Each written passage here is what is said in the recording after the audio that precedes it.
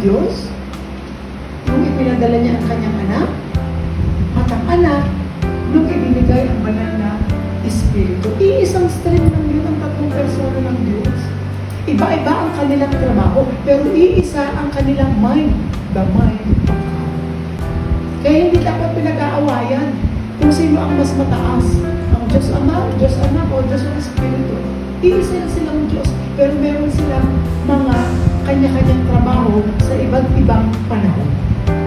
Eh, sa panahon ni Noah, sino ang Diyos doon? Ang Diyos Ama. Sa panahon ng mga disipulo, sino ang Diyos doon? Ang Diyos Ama. Sa panahon ng banal na Espiritu, sumama sa mga disipulo, in the time of what? Evangelism and mission. Sino ang nandoon? Ang Diyos Espiritu. Ang banal na Espiritu na kumuha doon sa mind ni Kristo, na si Kristo naman kumuha sa mind ng Diyos dahil yun ang friend. Kaya kahit si Jesus sabi niya, hindi ako naparito dahil gusto ko. Naparito ako because someone sent me. At sabi naman ni Jesus, ipapadala sa inyo ang banal na Espiritu. It is always God's will and plan na nag-show up sa era ng Diyos sa panahon ng Old Testament.